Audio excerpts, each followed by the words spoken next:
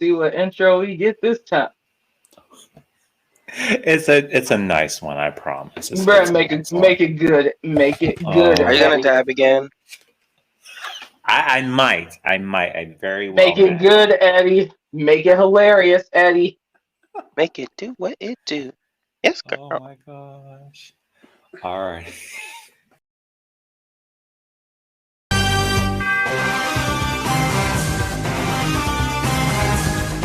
Hello, everyone, and welcome back to Nerd Collision.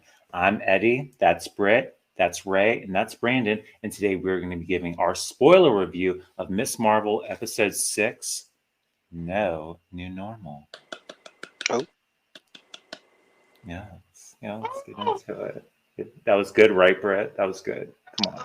I lived for that.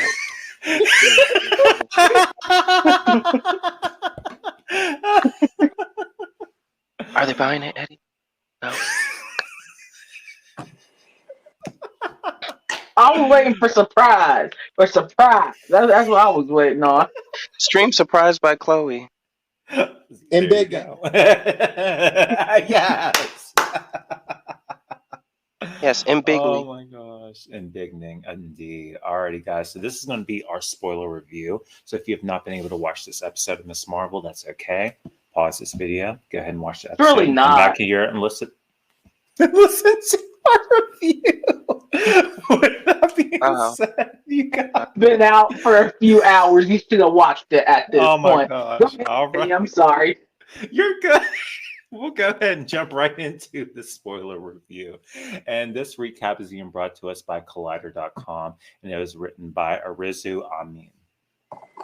Now, the finale picks up immediately after the shocking conclusion to last week's episode, with Kamron and Bruno on the run from the Department of Damage Control following the explosion at the Circle Q. Even though it really does look like it was the DODC drone that blew up the building, that doesn't stop Agent Deaver from making it her mission to apprehend the enhanced individual and take him into custody. While Kamran and Bruno struggle to keep Kamran's abilities under wraps, Kamala finally comes clean to her family. Or at least she tries to, as Muniba couldn't keep the secret any longer and let things slip to Yusuf, Amir, and Taisha. As if Muniba's acceptance of Kamala's abilities wasn't enough of a surprise, she also presents her daughter with a custom tailored outfit for her to wear, incorporating her mask, her red scarf, and the lightning bolt symbol derived from the Kaf, in Kamala's name. Bruno and Kamran make their way to the mosque, assuming that the house of worship will be treated like a legal sanctuary. As well intentioned as they are, Nakia points out that the political climate is not exactly inclined to treat a mosque with the same respect as other places of worship. Her feelings are quickly proven correct when Agent Deaver storms into the building, accompanied by a handful of armed men, and demands that the congregation turn Kamran over to her. While Nakia and Sheikh Abdullah had the upper hand the first time Deaver showed up, they have no such luck this time around. Fortunately, all they needed was to buy the boys enough time to escape and make a break for the high school, which is where Kamala catches up to them en route. Realizing Kamran's condition is beyond her ability to help, she calls Kareem and asks for his help. He agrees to get Kamran out of the city, provided he can get to the harbor by midnight. Now we'll go ahead and break right there. I like this intro. I like the fact that her family obviously knew that she was Nightlight, as she's calling herself. And I love the fact that her mother actually made the caution for her. I think we all pretty much figured that was going to happen. But what did you guys think about this intro? Before y'all even get into it, Uh, oh. I'm gonna need y'all to subscribe. I need the analytics. I see y'all watching, but I need y'all to subscribe. We got other content on there. Subscribe. That's right. Subscribe. Okay, y'all may proceed. It was a lovely little intro. One thing I love throughout the entire show has been like this community that we're getting. So first off, this agent, like she's a complete bitch. Her little dig. Oh, these type of people getting powers. Oh, we know what you meant, honey. Don't even try to say kids. We know what you meant. And this hairstyle is screams super villain, like '90s super villain. So we see what she's at. But also I thought it was cute when they were going through the train and Kamron kind of used some of his powers, like accidentally, and the man was looking. But I feel as though because we're what it's we've had superheroes, alien invasions, robots, all that stuff. So seeing that it wasn't so like it was a big shock. But so people are used to seeing stuff now, and I like that because that it feels like the comics. Like in the comics, you see superheroes fighting the bad guys. You get people like on the sidelines watching, have like little comments and stuff. So this person seeing this person use their powers, it wasn't like such a big deal. But yeah, we see this type of agent like who she really is in damage control. This is really irking my nerves. But when Kamala told, announced to the family, I love how we're just, they're just accepting of it. The mom told the dad, the brother overheard, told his wife, and the question he asked, it was a petty question, but also a fair question. Of course, he mean to drop the boy. It was an accident. But I like that, they can it's like a little lighthearted moment.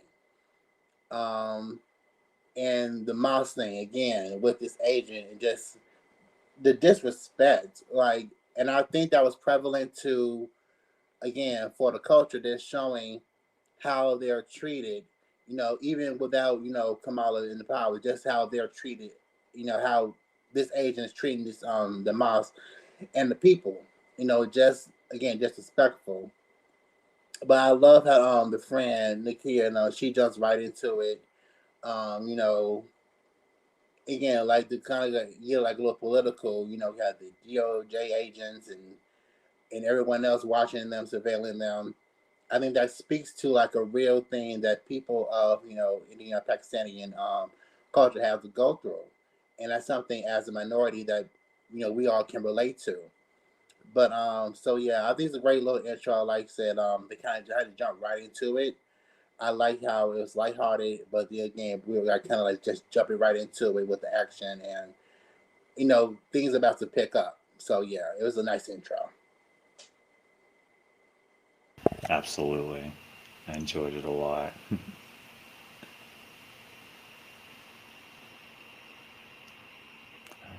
Britt, we have a message. We have an incoming message.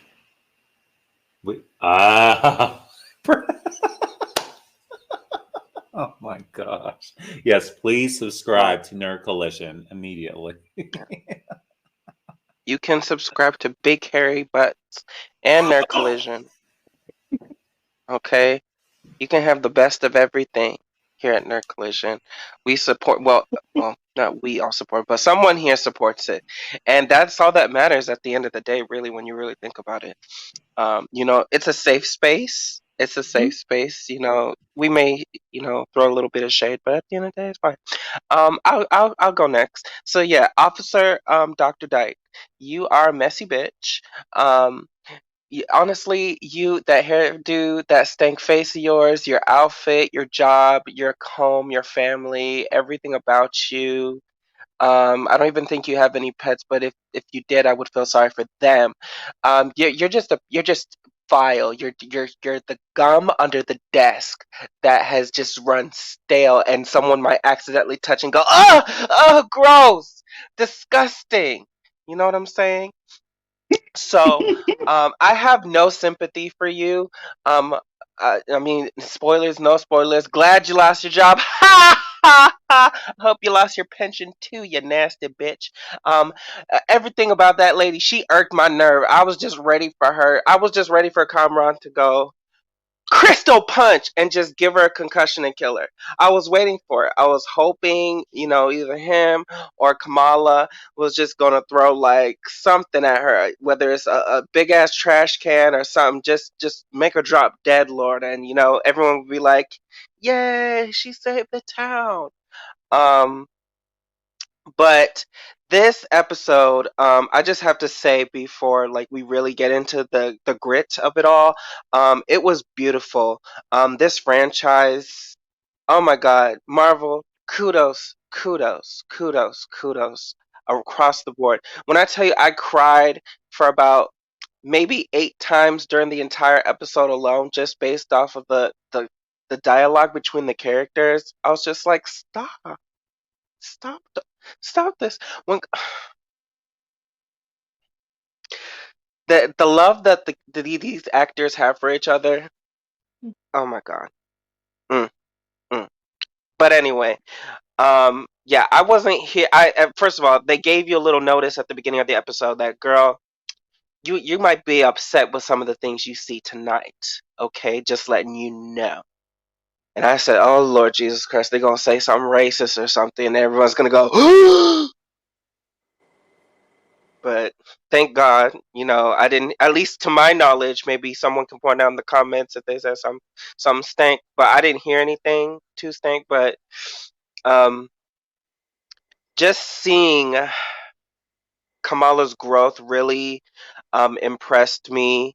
Um, I mean, y'all know I read this show for points prior to it coming out because I was not here for her Crystal Light show. But the way how they have set up her future, I'm not too upset about it. So, you know, that's all I have to say for now. But I'll get into it more later as we discuss it. So. Alrighty, sounds good. Very good points. Alrighty, Brett. So I do love the fact that the family is supportive of her. That's what she needs. Like she needs support from people to be Sailor Moon Crystal Light. And I'm glad that her family is there to support her. I'm still kind of a little bit irked. Like, what's his name? Cameron?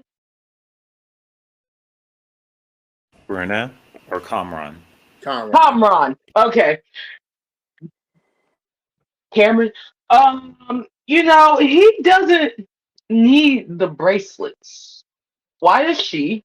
I'm still a little bit miffed about that because that's kind of like the only thing. Like, she doesn't need her bracelet for her powers, even though she gets powers a different way in the comic books. We know that. I wish they would have went that way, but I'm not as upset. Her whole body has to go crystal though for like everything. Like that kind of bothers me a little bit. Like Sailor Moon, crystal power. Like we got we gotta do all that. No, Dazzler is not confirmed. You will put that down. You're not getting into that bullshit. But you know, I want to see who Bruno becomes. Does Bruno become somebody? Does he become like Mr. Marvel? I don't know. Like like anybody know? No? I'm Okay. not familiar with Bruno enough to know. Like as far as the comics go, I don't know if he becomes like a character or a superhero. Yes, Not familiar. Bruno's actually married to Kamal in the comics right now, Brit. Yes. Well, he'll get his wish someday. So, JK, I just lied about that. wow. Wow. Really? I love Wow. you. Whatever. But yeah, it's been a good episode, just seeing acceptance as, family, like my family accepts me for my powers and they accept me for me and they support me. And my mom made the costume. It's like everybody's like family or something making their That was such a wonderful costumes. moment. That was awesome. So I really did enjoy that. And I'm like, I mean, is she like the only one that kind of has like a complete family unit at this? as far as like Yeah. in the MCU, yeah, I mean, like I was like watching this episode, I was drawing parallels between Kamala and Peter before Peter, multiverse. I mean, No Way Home. right. You know, he had on May, like she knew he had Happy. I mean, they knew who he was, and he had that, little support system. So yeah, but now since the events of that happened, Kamala, it was refreshing to see her have like a whole family unit to support her, especially her being Feige just younger. fucked everything up for Peter. He took Tony away. He took May away. Happy gone. Like, what the fuck? Like, I know he's used to being by himself, but damn. He ain't even got MJ. He ain't even got Ned. What if MJ and Ned date in college? You know how horrible that would be? You know how disgusting that would be? You know how, like, ridiculous that would be? That's some bullshit they keep doing this shit to Peter, but you know what? Go ahead, Eddie. Just go ahead. I feel bad for Peter. Fucking Doctor Strange and all his bullshit. Gosh. Oh my gosh, you guys. All right, with that being said, we'll go ahead and move into the next part of this episode. And we catch up with our four main heroes here. And now the four of them reconvene at the high school, where they are quickly joined by Zoe and Amir, who offer to help them fight off the DODC agents surrounding the building. While Amir is ostensibly there to chaperone at Muniba's instance, and to Kamala's horror, Zoe's presence is a surprise to the group. She brushes it off as something she is doing in exchange for Kamala saving her life, but it's clear the act meant a lot to her. Because the show hasn't lost its lighthearted touch, even at the end, Kamala devises a plan of Home Alone proportions designed to keep the agents at bay. For a moment, it seems as if her whole strategy won't be needed, as Agent Cleary calls Deaver and orders her to stand down. Deaver disregards this and calls in backup, effectively causing more damage than her department can hope to control. This is made infinitely worse for the department when Zoe begins a live stream, alerting the community at large to the threat the group is facing at the hands of the governmental agency. As the group fights their way out of the building, Kamron begins to lose his cool when it becomes clear to him that something happened to his mother, Najma, and that she isn't coming back. His understandable grief is at war with the reality of needing to escape, and it causes his powers to manifest in an increasingly erratic way. This stands in some contrast to Kamala and her powers, which are now so under control she can harness her embiggening power, which allows her to not only grow, but to stretch as well. There was some natural concern from comic readers that the series would take this ability away from her in favor of the flashier abilities she's shown thus far. But her story is only beginning, so there's plenty of space to enhance her skill set as time goes on. With a crowd amassed outside, including Kamala's family and the community from the mosque, and with Nakia, Zoe, Bruno, and Amir in custody, Kamran's rage becomes too much for him to handle. He doesn't see the point of fighting when his chance to go home has been taken from him. He truly is lost, because for all that he was born in this dimension, it's clear Najma sold the idea of the clandestine's home as Kamran's true place of belonging. Kamala talks him down and reminds him that Najma died to give Kamran a chance at life. She stalls while he escapes to the harbor to leave for Pakistan, and is then protected in turn when her community storms the barricade and protects her from Deaver long enough for her to make her escape. Now we'll go ahead and break right there. I really enjoyed this part of the episode. Obviously, when the embiggening happened, I was cheering very, very loudly. I watched the episode at like 3 o'clock in the morning. So I was very, very loud in my living room. I'm sure my neighbors were a little concerned. And then as far as the entire sequence going on throughout the high school, I now understand why they put that disclaimer up at the beginning of the episode, which is very sad that, you have to put something like that up here, living in the times that we're in right now. But I really did enjoy this part. But what did you guys think? Okay, so let me say this. Yes. So let's actually put together what we have. Clandestines, which I guess is the Jinn, which is like another parallel dimension, right? Then we have, House of a Thousand Dragons from Shang-Chi, or whatever it was called. You now have Valhalla, Field of Reeds, the Panther place. What did they call Zeus's city in Thor: Love and Thunder? Omnipotence City. That's so fucking stupid. Okay. It's supposed to be Mount Olympus. I don't understand why we're not doing The that. movie was bad.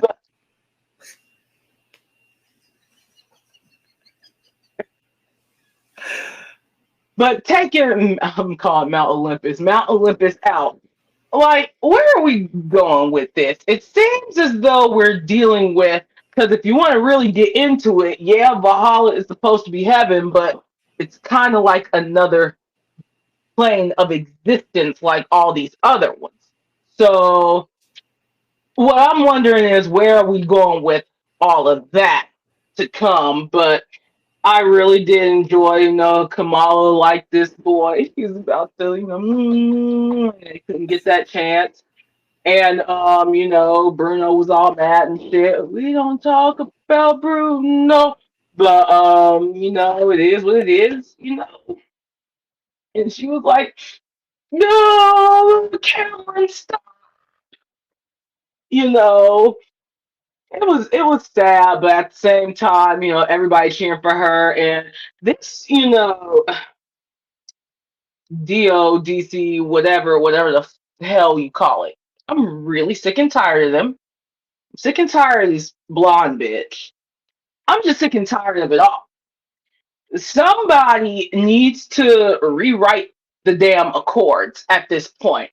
I understand when the Accords were made, it was made at a time where Thunderbolt Ross was being a pussy. And Tony was agreeing with that shit, and then you had all that bullshit. And I understand that they didn't think about it in the 5 years that everybody else was gone to rewrite the Accords, tailor it to the superheroes instead of people coming after you. But yeah, now it's time to do that. Like, I'm really getting tired of this bullshit. And whoever this blonde bitch is, she coming back. She coming back. She coming. Coming as who? We don't know, but she coming. Ho, go ahead. This second part was really fun. I definitely got the Home Alone vibes, which is really fun. It was a cute little thing. Like I said, they balanced really well, like the very serious moments and the kind of lighthearted moments. Zoe coming in and help. I was here for it. I felt that I really didn't guess. I feel like she was like self-absorbed in the first episode, but because Kamala did save her, and she wanted to help. She used her privilege as an allyship to help out in a big way. So props to her for that. Now the conversation between the agent and the other agent was really strange. Like he wanted her to stand down. I mean, we DOJ are jerks. We that's been established. But I feel as though like she want to take it one step further. Like she's she gave me I can't think of his name, the FBI agent from WandaVision. Like she's like trying to like paint a narrative about them causing destruction, whereas actually they're the ones chasing after them. Um, you know, um, Storming mosque, searching without a warrant, being disrespectful, going after them, with these sonic weapons. It's her, causing destruction. She's painting the narrative, trying to paint the narrative, but he want her to stand down. I feel as though he wants to do his job, discreetly, but he's still a jerk. But he wants to at least be discreet about it. Like all this attention isn't helping, the agency or company, which again I'm fine with. I would like to see him. I think he's a good counter or a good like antagonist for future TV shows and movies or wherever they want to insert the damage control in the future. But yeah, I feel like she was like she thought this was an opportunity to go rogue and get her sense of justice. So once we got to like them getting outside in the shooter, the disclaimer, like Eddie said, it's sad that we have to do that. I respect Marvel for putting it up there because there are people who may watch the show who may feel triggered by it. So I respect them at least for putting that out there before the episode started, just to give people a heads up. But hey, they kept it in there because um, you like with this agency, the narrative that this agent is trying to we see like her prejudice throughout the whole the show. And I'm happy it was displayed in the public, like when we got the community coming out there and community showing up. It gave me Spider-Man vibes. And Spider-Man 1, when Peter, because it was actually on TV the other day, Spider-Man's trying to save Mary Jane and the children, and Goblin's coming out there, and people on the bridge are throwing stuff at Goblin, trying to help out. That gave me that type of vibe, and I was really happy to see that. The beginning, again, with them changing Kamala's origin, I was one of the people who was kind of like side-eyeing that, like, how is it going to work? Cause I do feel I'll talk about more about I'll talk more about the humans in like the next like final part where we wrap it up. But I was happy to see and also when you talk about like her control, how far she's come throughout the episodes and getting control of her powers. It was really great to see her use her powers to such a degree. And with Cameron, what he's going through, losing his mom, but find out his mom is dead and everything. And like he was born on Earth, but like Brett said, he never was really felt like this has been his home. And I feel as though like he's not in control of his powers. Even before he found out his mom was dead, I feel like I don't know. 'Cause I was thinking about that if he was meant to have these powers or not. Even though he is a Gen 2, at least I believe he is. I don't know if he was meant to receive these powers because he having such a hard time controlling them. Kamala, I mean, maybe the bracelet, the bangle did make a difference. If he had it on him, maybe he would have been controlling better. I don't know. But because Kamala didn't have nearly as, like, I mean, she had a hard time controlling it at first, but not to that degree. So it was interesting to see that it's like seeing him use his powers versus her using her powers. It was such a contrast. But the beginning was great. It like straight from the comics, and I was really worried about that when she said it, because I was thinking how is it going to look, how is it going to translate. And even though they did kind of change the origin, it still came across really well. I would like to. My only critique about her in beginning is I was worried it looked a little stiff at times. Maybe there's something you need to like work out and like kind of clean up a little bit. But overall, it translated really well.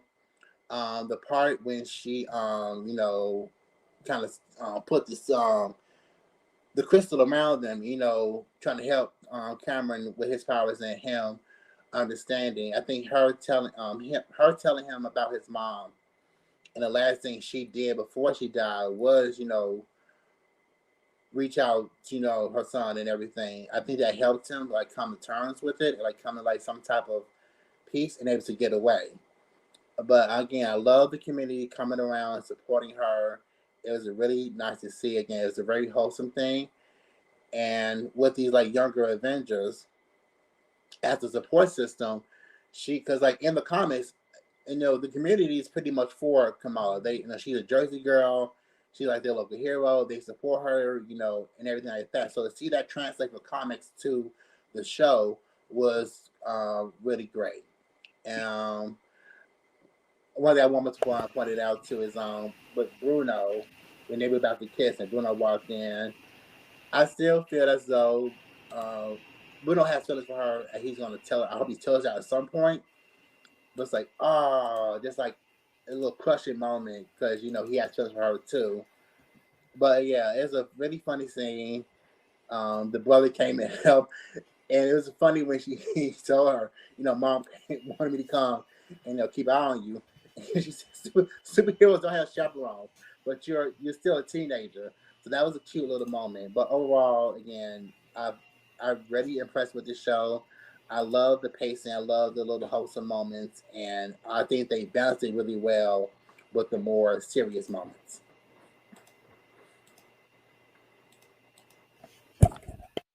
Alrighty. Yeah, fantastic episode. When she said in Big and Like Ray, I was like a little bit nervous. I was like, oh Lord, she about to look like some straight out of the Smithsonian, like a big old crystal woman. Um or one of the Steven Universe girls, but thankfully it didn't look as bad as I thought it was going to be. It was cute to see her like throw that crystal wall at the girls. That was sickening. I was like, yes, ma'am. I was like, you better use the environment. Um, and seeing them running around the school, it kind of like trying to like distract the guards and the people or whatever, the damage control guys. It kind of reminded me of Sky High, the Disney movie with Kurt Russell and them. It kind of gave me that kind of vibes, just seeing them run around and like, um, for some odd reason, I don't know why it came to mind, but I thought it was very cute, just the dynamics of them all working together and everything like that. Um, but again, homegirl lost her job, she lost her pension. Who cares? And Kamala did her thing. Kamron, I don't know if he has a future. I'm sure we'll see him again at some point, but we'll see if they announce, um, you know, Miss Marvel sophomore year or some bullshit. Who knows, child? Um, but that would be awesome. Um, but it is what it is. Um, what I wanted from this series, I think I got that and then some, and I'm very happy. Just how everything was respected and presented in a way to people who are not familiar with it.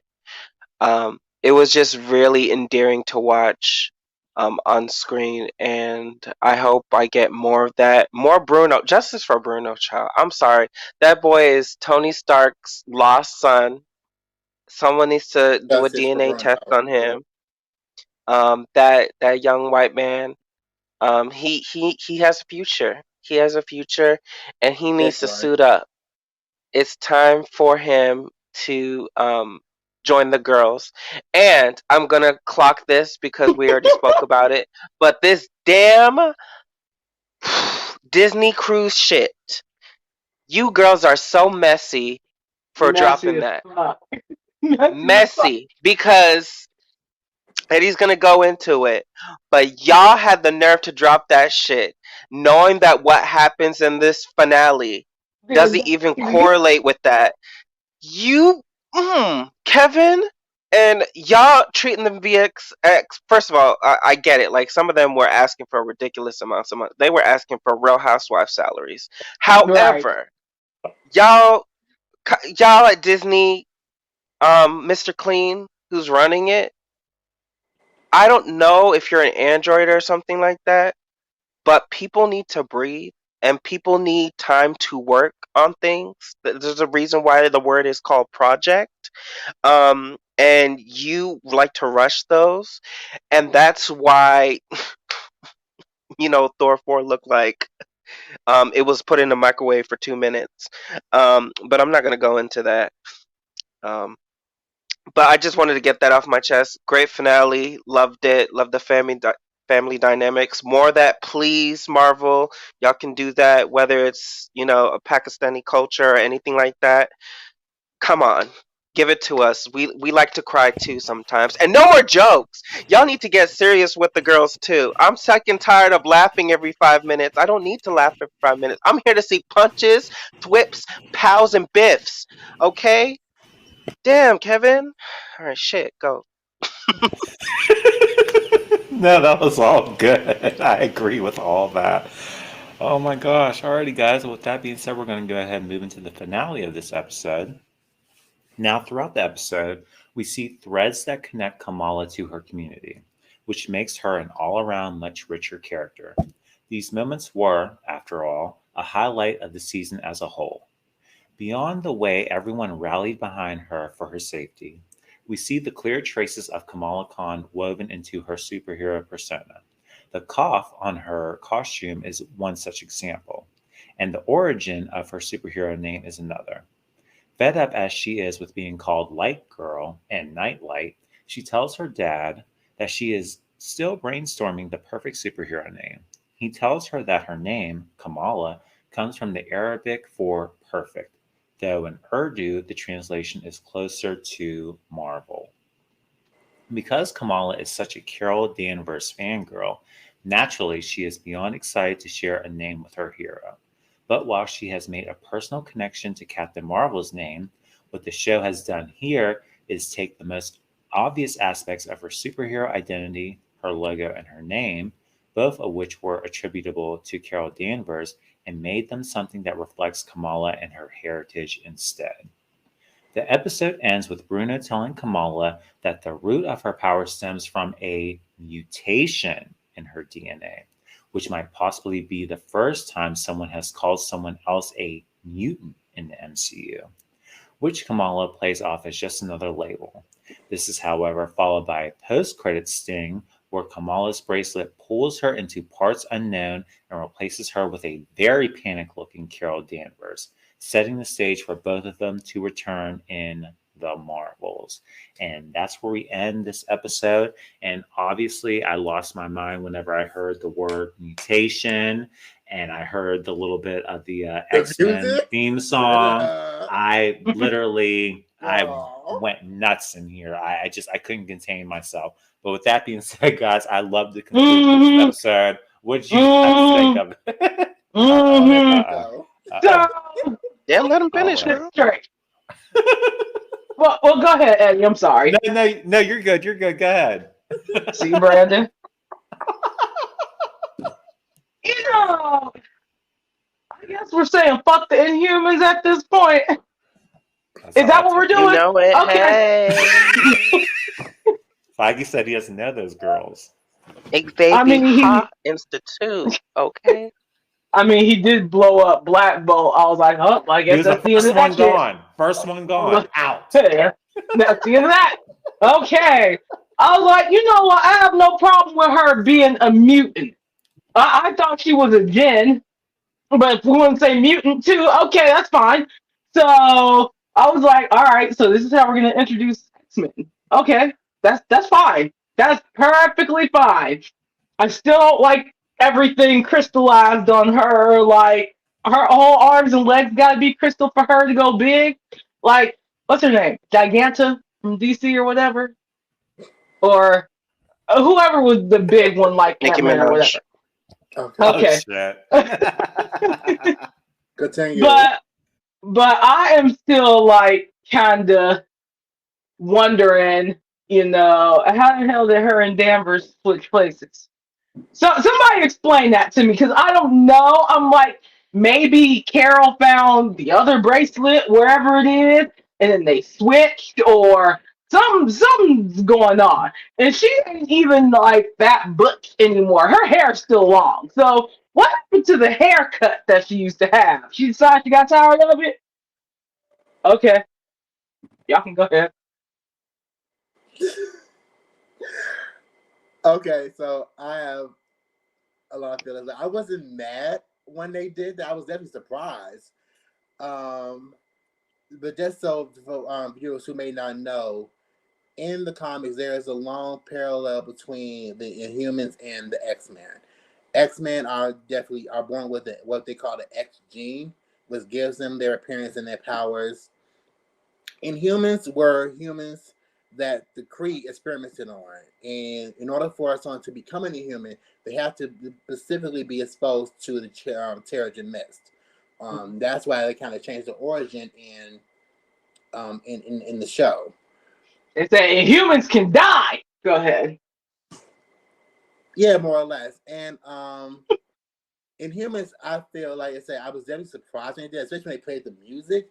Like, come on, like who we playing here? My feelings about it is I do feel the Inhumans have been undercut in the MCU. First, you had that show again that was very poorly done. Not on the actors, or it's mostly how the show was adapted. I feel the casting was great, but how the show was adapted was very poorly done, and they suffered for it. Then we get Inhumans and the Multiverse of Madness, even though it's another universe. We get Black Bolt, King of accurate costume and all, just for him to be killed by Wanda. Crazy. Again, I feel like the only the best portrayal that we've gotten of the humans have been in the Age of the Shield series. Now they did a fairly probably the best job of like portraying the Inhumans. And yes, it was connected because they were using the show. This has been long discussed and talked about. They used the show as a catalyst for like several of the Marvel movies, but that's neither here or there. Them changing it to a mutant or a mutation. This is so Bruno has discovered mutants pretty much. So we're just gonna for the show and for the MCU for Earth 616. There's a mutation in the genes. I mean, that's pretty much that opens up the gateway for, like I said, there hasn't been any announcements so far since Marvel brought the rights back to X-Men about when they're going to show up in the MCU. It's been like speculations about this character appearing here, though, that character appearing somewhere else. But this is the first time, like even in Multiverse of Madness, we had Professor Charles Xavier. Everyone knew who he was, but we never heard you say the word mutant. But we knew who he was. This is the first time they've ever used the word mutation, at least to my knowledge, in the MCU. If I am mistaken, please let me know in the comments when. Thank you for agreeing. But yeah, I just feel like that humans have been like undercut, like kind of like done. I don't want to say dirty, but they've been undercut in the MCU, and whether or not we get an accurate portrayal of Inhumans, and if we do get a human, if they're planning something for the humans down the line, then what does that mean that you change Kamala from a human to a mutant? But with that, again, it opens up a whole new door. Now they just by saying the word mutation, they've established that in the MCU. So when they do bring X-Men into, because we had so many theories and conversations off camera about how they are going to introduce mutants in MCU. Were they going to take mutants from another universe and bring them here? Da da da da da da. But just for them to just say, "Oh no, you have a mutation in your genes," and just like that, mutants are now established. So I'm definitely interested to see how they go about doing this, and if she is again a mutant, a Jen.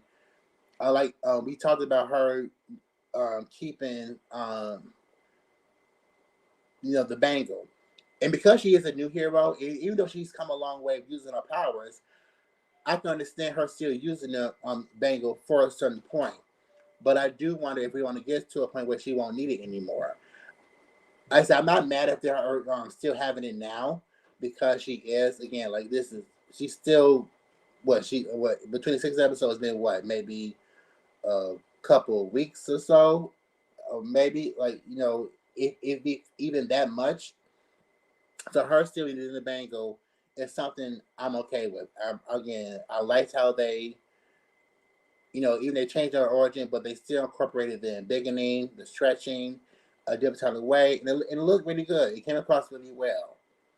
Now, as far as the post-credit scene, now even then they say Miss Marvel will return in the Marvels. So I'm guessing, so they're going to need to pick up where this left off at. I need to see Carol having a conversation with the parents, and their parents, look like, why is Miss Marvel in our house? Like, what's happening? Where's my daughter? I need them to address that and show wherever she wound it up. Now, there's been talk of connection into as far as the bangle with the 10 rings. Now we see a lot more versatility and stuff happen with the Bangle than with the Ten Rings. We know the Ten Rings origins are something beyond, what anyone could figure out. It's probably the same thing with the Bangles. Now, we were under the speculation that the Bangles came from the other universe that the Jinn were from. If that's not the case, and they were somehow made in our universe, then by who and for what purpose? There's definitely gonna be like some type of connection or tie-in. I'm expecting them to address that also in the Marvels movie, and I don't know when the Marvel movie's coming out, but now I want it. Like I need to, like I want to continue this story. This story has been so good. Again, with introducing Kamala as a character, showing her her heritage, her culture, the community. It's been done really well, and now I'm ready to see like the next step. Her being a part of a superhero universe with other superheroes. It's so funny that we got this probably like the biggest cameo since he who remains in Loki, and the implications of what it means. So I'm guessing somehow she was transported. Carol came to her house, and Kamala was transported wherever Carol was at. And we also had to think about Monica, because she was she got the message from the Skrulls that a friend wanted to see her. So I wonder if they were together when she was transported to Kamala's house, and now Marvel is with her. I can't imagine her being by herself in some other like universe or wherever she came from. So these are a lot of questions open to it. I'll say it did a good job in teasing what's to come next.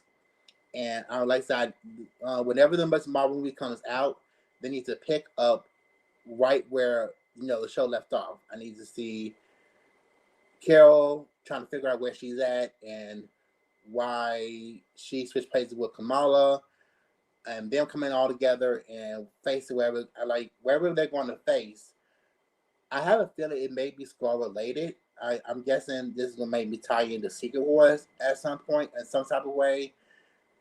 Just because I think that's like the next thing coming up. But overall, I really enjoyed the show. I'm excited now for not just the Marvels, but now again we have mutants have been established in the MCU. Hopefully we get some type of announcement of when the X-Men may be coming, because that's like the next step since they decided to say the word and play the little music. Like, I mean, it was a good tease, a very good tease, and I'm very excited for what's to come. Absolutely, same here. Brandon. I'm here. Listen, okay. I don't have much left to say, other than bravo. I thought she shapeshifted. Y'all telling me homegirl was transferred? They switched places, whatever the fuck. See, So I don't that's know. why she looked so distressed. Because I thought she shapeshifted into Captain Marvel and looked, and then, but I get it now because she looked at Kamala's room and she was like, Right. "Ah, hell, I'm in a fangirl's room." Shit, and she hates Earth. Y'all know she hates Earth. She's like, "Not this Mm-hmm. ghetto ass shit." I was trying to, like she was so pissed. She was at the Hello, stud convention. Y'all Brenda. saw her with the haircut. So, Full of fair realness. oh yeah, she was Yeah. definitely given that. They must have ballroom at in the other planets in the multiverse. And listen, hey, y'all saw that web telescope? The multiverse is real. Listen, Yep. other me, my Cash App. I will leave it in the description below. If you do see this, please, we're the same. We're the same. You gotta help me out. Get me out of the ghetto. I need to get out. Subscribers, come on. Yes. Come Help us reach on. out to the multiverse. I know there's a me out there with powers. Subscribe. Okay? Yes, subscribe. Please, please, We're slowly please. climbing up, but we need y'all help. Yes, we do. The multiverse is real. Subscribe. Look, Web showed y'all. Web showed y'all the multiverse is real. Okay, the what if that's based on a true story, Mama. Yes. True story. There's a Captain America out there. Oh Okay, my. damn. There's another Chris Evans and Anthony Mackie. I mean, who's to say? You know. Oh my goodness, guys. All right, so moving on to our final thoughts. I think the only thing that I have is, I enjoyed the series. I really wish it was longer. I hope they move out of this 6 episode format. I hope we get like 8 to 10 episodes. That's really what we need. And then Well, on top of supposedly, yep. She-Hulk is supposed to be, I think, 8 or 9 episodes. So What? Yes. Okay. I don't know. It's also a half-hour series, Oh, so that's it's not why. really Yeah. even. Okay. So Okay. WandaVision part dose. I see. I see. Alrighty. Yeah, and then on top of that, I was like thinking about the episode and like the entire series, like after I watched the episode. And like I didn't even realize they were literally projecting to us that she was going to be leading down this road to mutation the whole time.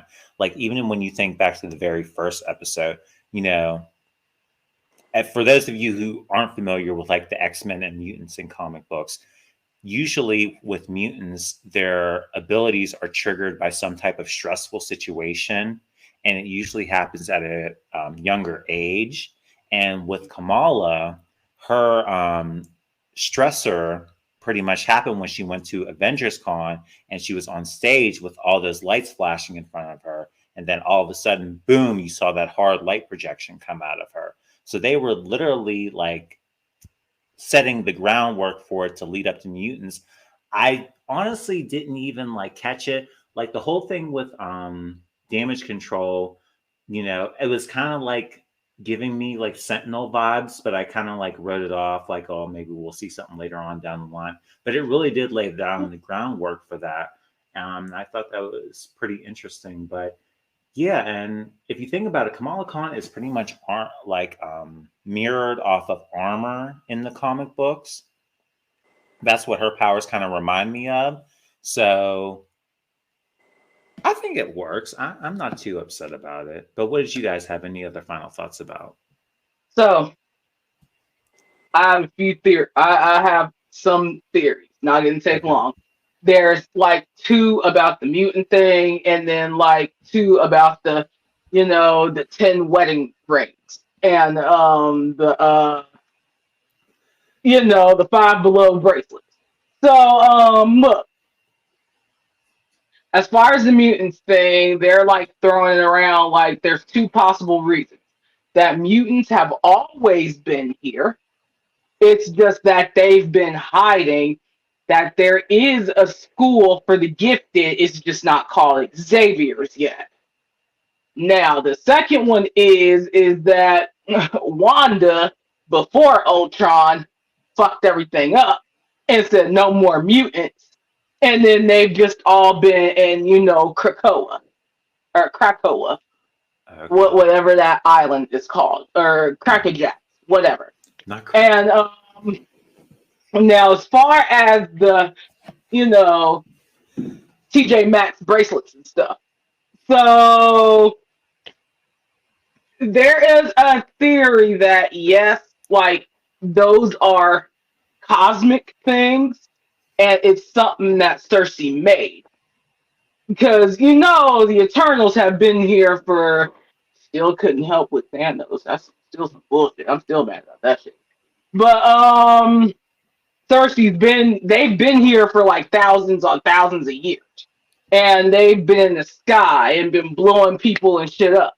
So I was like, that doesn't seem too far fetched that they can go to different planes and make shit. And I still think she made vibranium by accident. But I think she did that. And then gave everybody, Wakanda forever, gave us the shit that will put everybody to shame.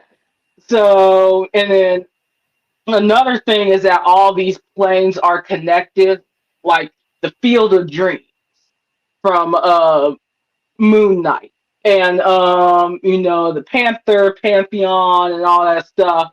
That they're connected and they all have some type of weapons made out of whatever material that the 10 gold bands and the Macy's $10 bin bracelets have. So, that each plane has their different weapon or something. So that's it. I just want to see where all this is going. Like, you can tell all this is going in a cosmic way. Because now that we're getting mutants, there's going to be something that leads to Fantastic Four. And then everything's just going to get cosmic at that point. And that's great. I'm glad we got that. Now, which Xavier are we fucking getting? Can't get the other one. Wanda and blew his damn head off. Ripped it off. Shit, it's gone. It's gone. We damn sure can't get that version, so I guess we're gonna get another maybe younger Patrick Stewart or something. Or if we get a black Xavier. Who knows? But the point is, you gonna play that theme song and give us hope from when you ripped hope from us when Wanda decided to kill Charles. So what are we doing? I don't know why that surprised y'all. I really don't, because Patrick Stewart is about 3,000 years old. That man just wants to retire and read poetry on Instagram. Leave that man alone. I was Let him die if he like, wants to. He's No, doing no, Star Trek. no. He's doing his show. That's great. Still. That's great. He can talk to Whoopi Goldberg across the table if he wants to. But at the end of the day, y'all know that that man is old as dust itself, and he needs to retire. It's no shade. It's no No. tea. Thank you for your contributions to entertainment. I was very astonished when I saw Star Trek in theaters. I saw you fighting the cyborgs and beep booping. Listen, bald Picard. Listen, you were trade back in the day. You were. You were. But now it's time to pass the torch to Anson. Anson Black Bolt, rest in peace. All right? He's Captain Pike now. Let him be in charge of the girls. And y'all just gonna have to get out y'all feelings about that. He died 20,000 times in the X-Men series, and guess what? We're gonna have a new Charles that's gonna die 20,000 times. So y'all gonna enjoy that. It's fine. Yeah, I feel what John Krasinski is Charles Xavier. It's pretty much fan service, and I was okay with that. I want a new slate for the X-Men going forward in the MCU. Right. Multiverse of Madness, it was fan service. Kevin Feige pretty much confirmed that John being casted as Miss Fantastic was fan service because of fan demand. So I'm okay. But not in the mainline movies, of course, because he knows better. But I'm okay with them starting with a new slate. Now, the piggyback what Eddie said about Kamala being a mutant, I feel like it's multifaceted because, again, they already said she's a Gen. So I feel like she's somewhere in that area. I feel they use this as like a segue to, again, establish mutants in the MCU for Earth 616. We have to remember it's giving desperate. Multiverse of Madness, that was another universe. That wasn't our universe. So they had to go about establishing the mutants another type of way. Now, okay, sorry, Ray. I'm sorry. I have to say this. Kevin, you have fucked up Drac. Like, I'm sorry. You have fucked up Drac officially. You could have said that she inhaled some Terrigen Mist on her way to Avenger Con or something like that. Y'all could have had some. I'm sorry. Is blue smoke so hard to afford at Disney? Buena Vista? No. Like, what is going on? If you can do it in a lab, you can do it in this. All y'all had to do is just leave that little crack open at that door. That's all you had to do, and everyone would have been like, oh, ha, ha, ha, ha, ha, ha. But no, your ass wanted to talk about mutants because you're so desperate because Thor did bad in theaters. Like I fucking told y'all it was gonna be fucking bad, and y'all invited that man back because you want to sleep with him. Yeah, I said you want to sleep with him for any other reason. I don't understand why you would cast that man, but I'm not even gonna go into that. What I cannot stand is that y'all are so desperate that y'all have forced another character who is another type of character, okay, an inhuman, and forced her to become a mutant. This ain't Jubilee. What is wrong with you girls? You're desperate that you want to make Kamala Ooh, Khan one of Xavier's one of slaughtered students by Jean Grey's one of her aneurysms. Are you kidding me? So when y'all see her taking a class with Storm, don't be shocked, is what I'm saying. I Tired of mean, this not damn only shit. that, Fix it. Kevin, Kevin, you're gonna need to fix your VX department, dude. I don't know what the Lord have fuck is mercy. going Talk about on. it's gonna pay off. You had your little the cute little when he said mutation. Everyone gagged a little bit, but guess what? It doesn't work for me. It's not sickening. It was cute, but it wasn't sickening. And I know this is just everyone's gonna be so confused and baffled. They're gonna say, "Isn't she an inhuman? Isn't she supposed to be what Medusa in them?" Yes, she is because she is an inhuman, not a mutant.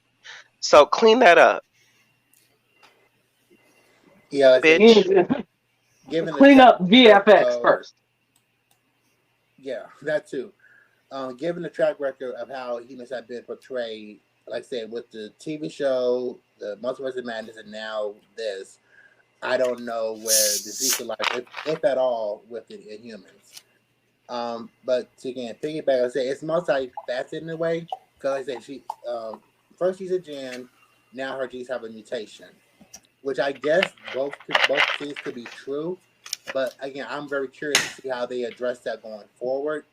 Also with the other universes, well, not universes like parallels, not even parallels, sorry, like the theater reads. Now those are afterlives for various cultures and things. So they're not Right. necessarily universes or parallel universes. They're like just like multiple afterlives, which can exist. Like we got that from the hippo in Moon Knight. There are like dozens of different things that all kind of like coexist. And we kind of got the same thing like with Shang-Chi, as far as like there being other like parallel universes on Earth.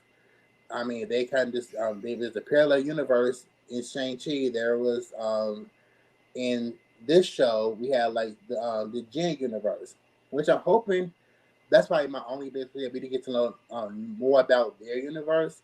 Only that if the veil was open, it would like merge the two universes. It would kind of like overrun our universe with theirs and destroy everything. But we need like I wish we would have had gone deeper into that other universe and how does that all play out. I said with the Marvels coming up, we don't know who the antagonist is going to be or what direction they're going to go in. I'm hoping my final thoughts going forward is that I'm hoping to know more about now that we've again now that they said the mutation word and play the music. I wonder about the direction they're going to go in and how does that all play out again. Now that we know that the clandestine, the Jam Conflict universe, like what happened, like what happens with that universe. I hope it isn't just something they just don't explore anymore Hmm. and like take Kamala in this other direction without exploring more about that. I say you can do both things. Like if you decide again to make Kamala a mutant, like I said, I understand them kind of doing that because again, within the comics, there's such a parallel between the two. As far as like them being, even though I feel mutants X Men have been more persecuted than humans. That's kind of like the foundation of X Men. Them being different. Even though, again, like Eddie said, like you look at back on episodes, we see more of that. With the persecution, and not her being a superhero, but like just her being a woman, her being of a Pakistani heritage and background. It's like a very like subtle like type of thing. Kind of like this like laid out for us in this throughout the show. But now that we again how they proceed forward, I'm very curious to see how they proceed forward with this and how they go about again bringing the other X Men into the MCU. now that Bruno has said that she has the mutation, what does that pretty much mean? So I'm very much looking forward to that going forward. Alrighty, guys. All right, sounds good. Well, we'll go ahead and wrap it up right there. Thank you guys so much for watching this episode of Nerd Collision with our spoiler review of Miss Marvel, episode 6, No Normal. Please remember to like and subscribe. Comment down below. Let us know what you guys thought of this episode. Also, remember to click the bell button for notifications so that you know whenever we have new videos here on the channel. And also, please remember to follow Nerd Collision on Facebook, Instagram, Twitter, and TikTok. But once again, I'm Eddie. That's Britt. That's Ray. And that's Brandon. We are Nerd Collision, and we'll see you guys here next time. Bye, everyone, and please subscribe. Please. Subscribe. And I see the activity. Subscribe. I see it all. Subscribe. We will not end this video until you subscribe. I need you to subscribe. Like today. Do you fucking understand? We're not ending this video until you fucking subscribe. Exactly. Exactly.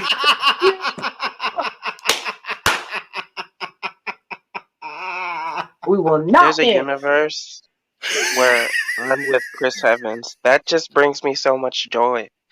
You know, I would love to meet that person. I would love to just know what their life is like. And maybe a tell-all. Maybe that's out there. And there's probably a me with Henry Cavill too out there in the multiverse. Oh my god! There's definitely a concept. There's definitely a me with Chris Evans. Recording there. I'll just say it now. Kamala can be the leader of Young Avengers. Her and Kate Bishop can be like co-captains. Girls get it done. Period. Girls get it done. Yes. And then the older Avengers, Sam. Mm-hmm. Just Sam. No, that's it. Just Sam. Okay. All right. Well, there you go.